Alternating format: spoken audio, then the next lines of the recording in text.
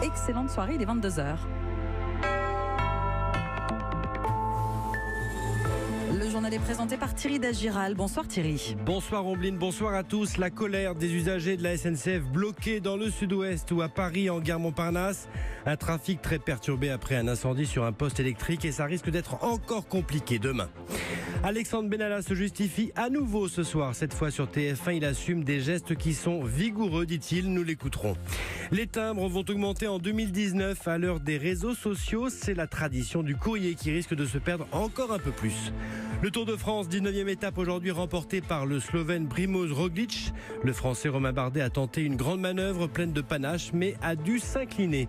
Et puis la météo à la fin de cette édition, soyez très prudents si vous êtes sur la route ce soir où des orages sont prévus. Orages encore demain. La bourse de Paris elle a terminé en hausse de 0,57% à 5512 points. Europe Nuit. C'est arrivé au pire moment, au début d'un week-end de chasse et croisée entre juilletistes et haussiens. Un incendie dans un transformateur électrique près de la gare Montparnasse. Conséquence, beaucoup de trains annulés au départ et à l'arrivée de la gare parisienne. La grande pagaille et la grande lassitude des passagers. J'essaye de rentrer à Paris chez moi, donc ils m'ont demandé de reporter mon trajet, mais il faut bien que je rentre chez moi. On est un peu démunis et surtout on ne sait pas quelles seront les compensations qu'on peut avoir. Moi j'étais prête à rentrer en bus, mais ça devait être à mes frais, en avion, mais ça aurait été aussi à ma charge. Donc là-dessus, on n'a pas trop d'informations. C'est juste qu'ils préviennent pas en fait. Et le train, il est au départ d'Austerlitz, c'est pas de Montparnasse. Ils envoient pas de mail, donc toi t'arrives ici et tu sais pas quoi. Franchement, les informations elles passent pas. Envoyer un mail au moins pour prévenir qu'ils changent de gare, ça coûte rien. On n'est même pas dans notre train, donc on va pas avoir de place assise.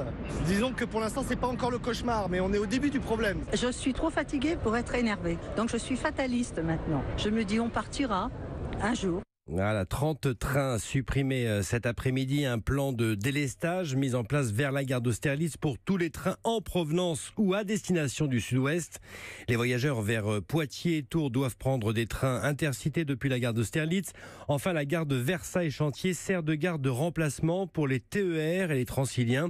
On va tout de suite retrouver Martin Lange, gare Montparnasse à Paris. Martin, hélas, demain, ce sera la même journée de galère, hein. Et oui, la galère, ce n'est pas fini. La SNCF maintient d'ailleurs son mot d'ordre pour demain. Si vous pouvez décaler votre départ, faites-le. Elle espère assurer une circulation des trains proche de celle d'aujourd'hui, c'est-à-dire 60 à 70% des TGV.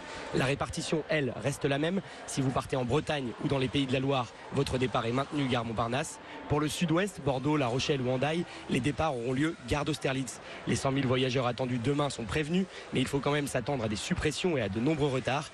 Dernière précision importante, la SNCF annonce ce soir que tous les voyageurs du jour ayant eu plus de 3 heures de retard seront totalement remboursés. Voilà, Martin Lange, gare Montparnasse à Paris. La SNCF invite ses clients à consulter l'application SNCF en temps réel pour savoir si votre train circule, s'il est en retard ou s'il est purement et simplement annulé.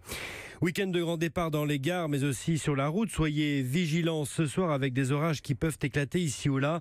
Demain, journée rouge avec 30 000 policiers et gendarmes mobilisés pour lutter contre les excès de vitesse. Europe 1. L'affaire Benalla, présent avec une nouvelle interview du collaborateur d'Emmanuel Macron. Une interview à la télé, au journal de TF1. Il répète qu'à travers lui, c'est le président qui était visé. Le président de la République n'a rien à voir dans les événements du 1er mai. Et à travers ce qui s'est passé le 1er mai, on essaye de l'atteindre.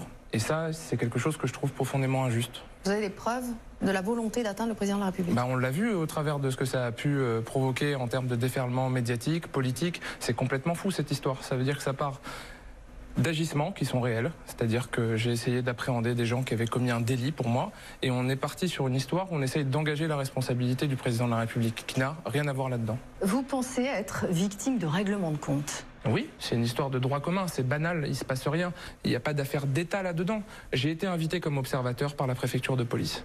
À un moment, mon comportement, l'attitude que j'ai pu avoir, a pu laisser prêter à nombreux fantasmes qu'on a entendus. J'ai été sous l'orage médiatique, on a raconté un tas de bêtises à mon encontre et on a pu aussi à travers moi, atteindre le président de la République. Voilà, Alexandre Benalla ce soir sur TF1. Et puis le ministre de l'Intérieur, Gérard Collomb, l'a annoncé ce soir. Les futurs observateurs immergés dans les services de police et de gendarmerie devront porter un signe distinctif désormais. Leurs conditions d'accueil feront l'objet d'une charte très précise. Enfin, une motion de censure a été déposée contre le gouvernement par le groupe Les Républicains. Une autre motion le sera par la gauche rassemblée, le PS, les communistes et la France insoumise. Une amende de 20 millions d'euros infligée au groupe Fnac Darty par l'autorité de la concurrence pour ne pas avoir vendu dans les temps 3 des 6 magasins que le groupe était tenu de céder pour pouvoir valider le rapprochement des deux enseignes. Alain Ducasse ne sera plus au fourneau du restaurant de la Tour Eiffel comme il l'était depuis 2008. Ce sont les chefs étoilés Frédéric Anton et Thierry Marx, alliés à Sodexo, qui officieront à partir de cet automne dans les cuisines des prestigieux restaurants du Monument, c'est-à-dire le restaurant gastronomique Le Jules Verne et la brasserie Le 58 Tour Eiffel. Les tarifs des timbres vont augmenter en 2019. Le rouge va prendre 10 centimes à 1,05 € et le vert passera à 88 centimes. Une augmentation qui risque de freiner les ventes de timbres mais aussi de cartes postales que l'on est nombreux à envoyer l'été pendant les vacances. Le reportage à Marseille sur la plage de la Pointe-Rouge de Mélanie Nunes. Elle trône sur de larges présentoirs dès l'entrée du bar tabac de Jean-Claude. Des cartes postales en noir et blanc ou en couleur de la cité phocéenne. Elles sont chaque jour achetées par des dizaines de touristes qui veulent bien souvent les poster dans la foulée. Derrière son comptoir, le gérant vend beaucoup de timbres. Parce que le carnet fait 12 ans. On en a 100, ça fait 1200. 1200 à peu près dans les 15 jours. Quoi. Pour des cartes postales, ces timbres-là ? Pour l'été, c'est cartes postales. Ça fait qu'on peut tomber en pénurie et il en manque toujours. Et les amateurs d'échanges épistolaires risquent d'être mécontents, à l'image d'Elisabeth, vosgienne, touriste de passage dans la région. On va peut-être plus réfléchir, ou les enfants auront envie, donc on en enverra, mais peut-être un petit peu moins alors à ce moment-là. Vous en envoyez combien en général pendant vos vacances ? Une quinzaine. Une quinzaine de cartes postales ? Plusieurs fois par année. Et puis, il y a ceux qui n'en achètent jamais, comme Christiane. Je connais pas le prix du timbre, j'écris pas. Le téléphone, ça suffit largement. Vous n'envoyez jamais de carte postale ? Non, jamais, même pas une lettre. C'est combien en fait ? En fait, ça va augmenter de plus d'1 €. Ah, je croyais qu'il était déjà 1 €, donc bon. Une augmentation qui s'explique, selon la Poste, par une baisse du nombre de courriers. En 2018, le manque à gagner atteindra 550 millions d'euros. À Marseille, Mélanie Nunes, Europe 1. Le Tour de France, la 19e étape a été remportée par le Slovène Primož Roglič. Une dernière étape dans les Pyrénées. Le Français Julian Alaphilippe est assuré de ce soir de remporter le maillot blanc à poids rouge du meilleur grimpeur. En revanche, déception pour le Français Romain Bardet qui a tenté une grande manœuvre, une attaque à 100 km de l'arrivée et une échappée au long cours, mais il a dû finalement s'incliner dans la descente. J'ai fait le maximum, j'ai cru la victoire jusqu'au bout et puis dans la descente quand du moulin à la Lessine que sur Roglič. On n'est plus rouleur comme ça, il n'y avait plus rien à faire donc voilà, c'est...